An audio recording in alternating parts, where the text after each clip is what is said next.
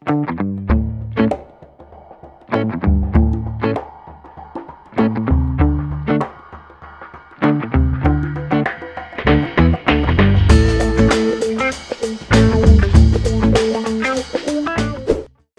today, we'll be making tinola. Not just an ordinary tinola, but healthy tinola. Pinapakilala ko nga pala, Chef Julius.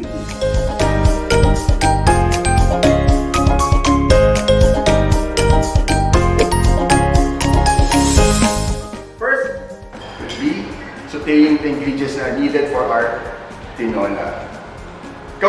Chef Julius, what do you recommend using tinola? Pwede ba yung native? Pwede ba yung ordinary Mas chicken? maganda yung native kasi mas malasa siya.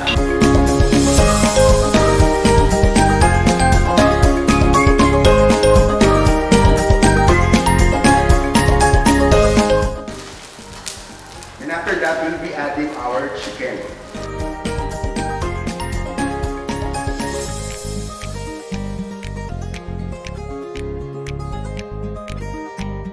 At this point, we are browning the chicken as a tinola.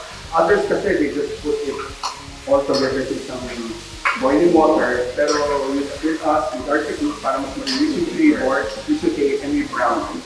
Then once na ma-brown yung sides of all the chicken, we are going to add in, ano sabihin nyo? Not the chicken broth, but yung Hugas, bigas. hugas-bigas. But kasi alam naman natin na hugas-bigas is very nutritious. Diba nga, they use it or they use it.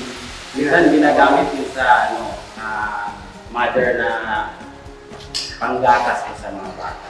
So very nutritious. But if you want to add more flavor and aroma to your dish, you can add in chicken broth or chicken stock. So yan, we'll bring this to a boil. Pag nag-boil na, once na halfway through maluto ang chicken, we'll be adding our sayote or papaya. But for the papaya, I suggest the green one, yung dilaw pa.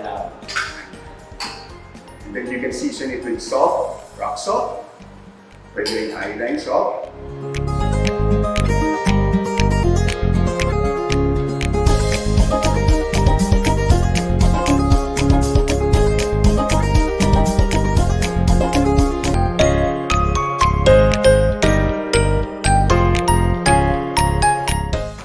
So yan, nakita nyo na, it's boiling and we will re-season the tinola. Chef, so tikman mo muna, tikman na, add some salt, and pepper.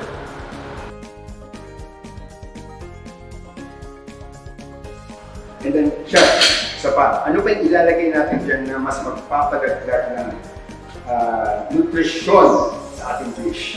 Ano? Malunggay. Yan. Or moringa. Moringa. Moringa. Alam naman natin na malunggay is one of the superfoods. So, isa siya sa mga very nutritious na before, hindi naman natin alam yan. But now, especially nowadays, we need to have this lots of nutritional intake. Then one more thing na nagpapasarap sa tinola, and down the sea, fresh na fresh, bagong pitas. Chef, bakit natin gagamitin yung maliliit instead yung malalaki? Kasi mas maaroma itong maliliit instead of yung malalaki.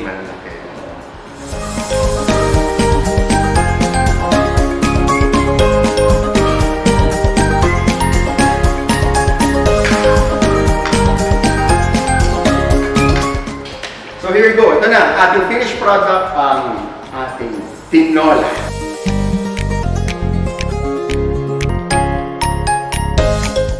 Well, Chef, ano masasuggest mo? What if may leftover tinola o gusto natin i-level up?